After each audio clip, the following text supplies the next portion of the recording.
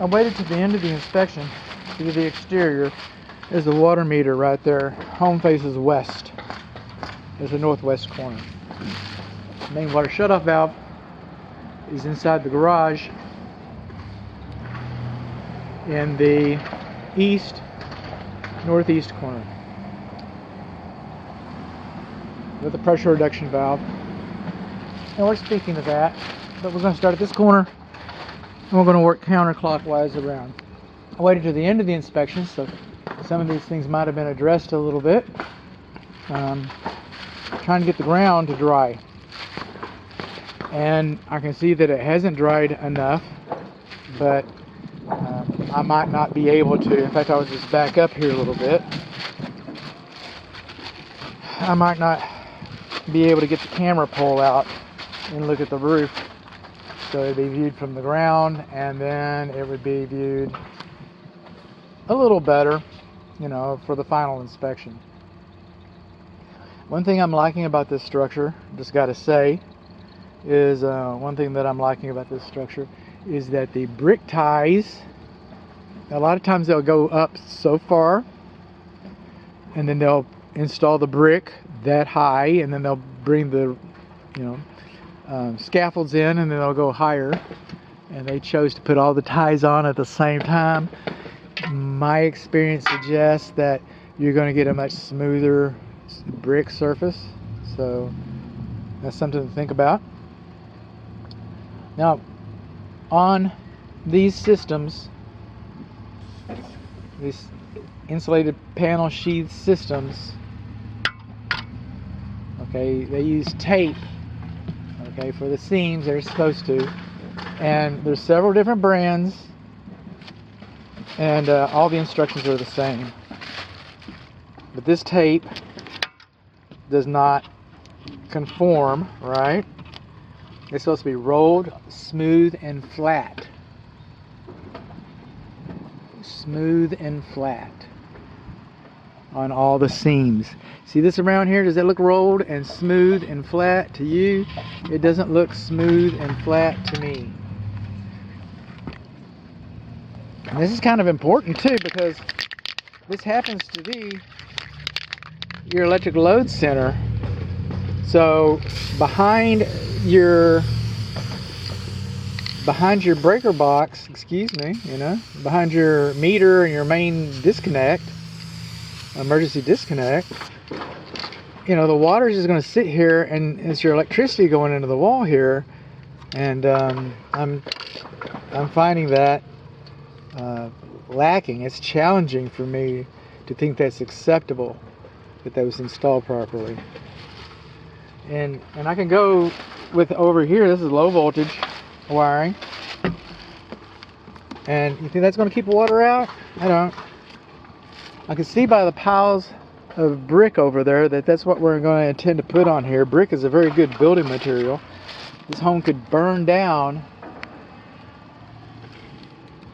and you could rebuild it with the brick, probably make the brick stronger. Okay, but a characteristic of brick is that it's very porous, and when it's porous like that, the water goes right through it. So this is not just a thermoply, this is not just structural sheathing, this is actually your drainage plane for the water that goes through the brickwork. Architecture is regional, goes through the brickwork and then comes down.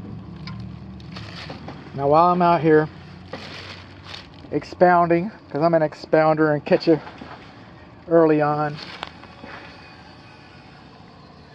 it's too early for me to speak towards the drainage, but drainage is very important to my client, and drainage is very important to me. And just like I'm about to put a word of caution out about the interior doors being sealed properly, I'm coming back with a critical eye, concentrating on grading and drainage. Not grading, grading and drainage. So we got our gas piping coming in here, and we bonded our gas system. There's our second ground, or our first ground, primary ground. That's good. that will bond the box that has the tape that's loose underneath of it. And then our gas piping has been bonded here. Or has it? Well, it's got teeth in there. It's hard. There's some lively debate whether that should be stripped back so that these teeth grip bare metal, or whether the teeth go through the plastic well enough to bond it. I don't dwell on, I'm probably not going to call it out, but it's up to my client. And one of the reasons is that I highly expect this to be bonded at the water at the water heater and at the furnace. And that's our zip tape that's loose right there. So yeah, I'm taking a picture of it. I mean, you know, I'm looking at it. We are on the north side of the garage. Now we're coming around the west side.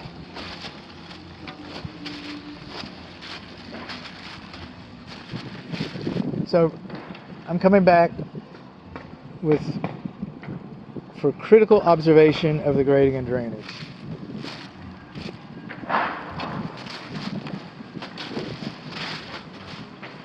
Okay, we got our lintels,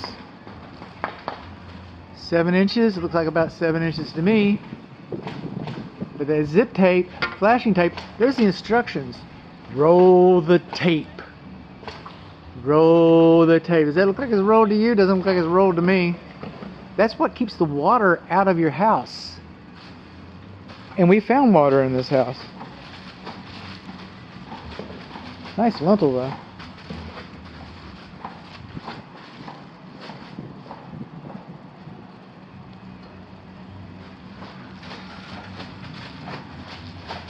I see we made some provisions for the kick-out flashing. Again, speaking to the future, when I come back to look at this roof the next time, it's going to be reasonable for me to assume that there's going to be rain gutters up here. Read the rain gutters manufacturer's instructions. Read the code. Hardy Board has some excellent instructions, even though this is going to be brick.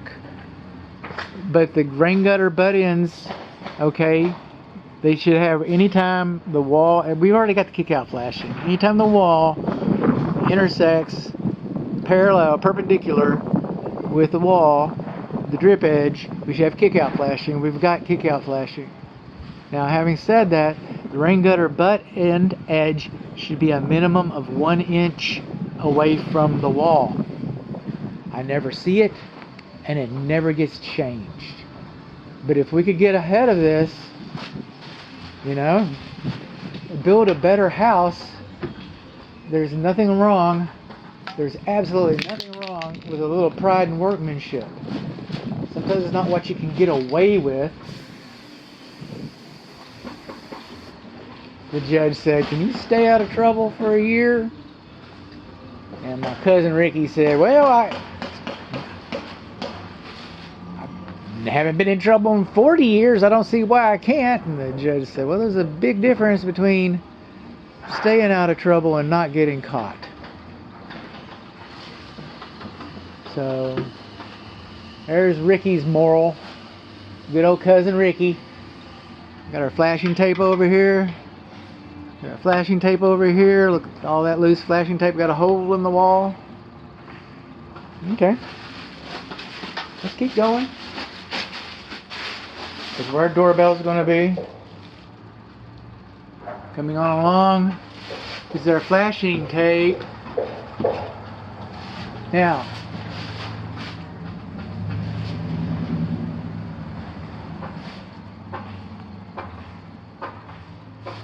I think we're going to be okay here. This door jamb is less than 24 inches closer to the ceiling. So Z-bar flashing, cap flashing, okay, is not required over that door. That's going to be brick anyway. No. We're going to expect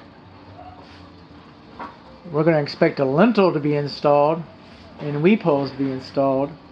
So I'm going to be looking for that. This door is going to come out. I think there's probably a lintel already back there. I can't tell. This is a temporary door. Moving on along.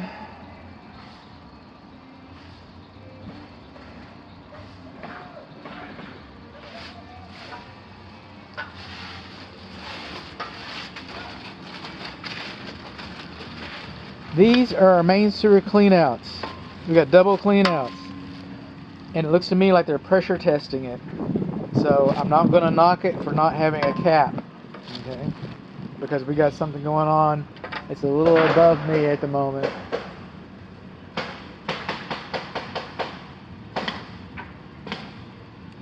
I'm going to be expecting to see lentils over this.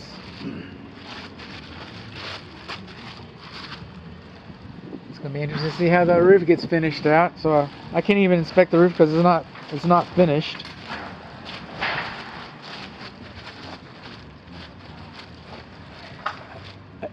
Again, the sod hasn't been placed. I can't speak to the grading and drainage. But please, you know, just please, look at all this flashing tape. Look at all those wrinkles. Look at all that.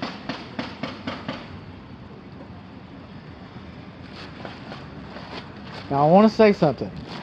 I'm not going to say good for you, congratulations. But it is a fact that this is a little better than what I'm used to seeing. Look at that loose flashing tape up there. I've seen worse is not a congratulations. However, I have taken it as a congratulation on a few instances. So, you know, there's that human nature part. Trying to get my mud shoes back on. Yeah, I can't come around here with I just can't come around here with a camera pole. I would trip and fall. I know the builder's aware of that, but there it is.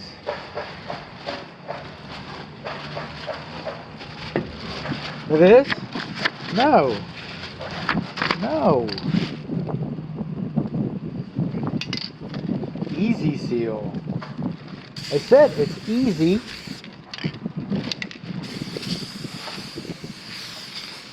There's another thing, look here. Let's pretend like you get your warranty on this. Let's pretend like your warranty has not been denied because of improper installation. But this product comes with a 15-year warranty. That's not a promise. That's not a guarantee that it'll last for 15 years. That's how long the warranty lasts. And that's not a promise. That's not a guarantee that it'll quit after 15 years either and have to be replaced at 15 years. That's not what it means either.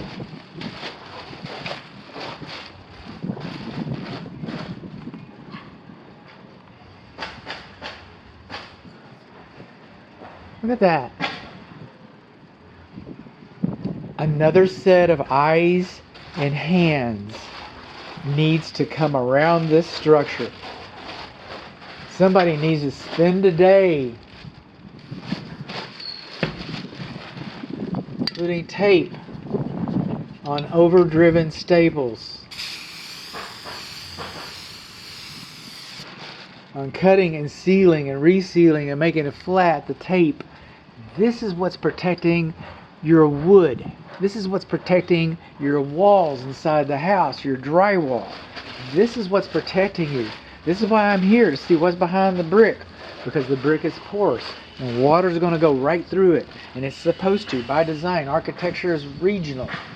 Okay, most of our wood comes from East Texas, Northeast Texas, most of East Texas. Most of our wood comes from North Louisiana and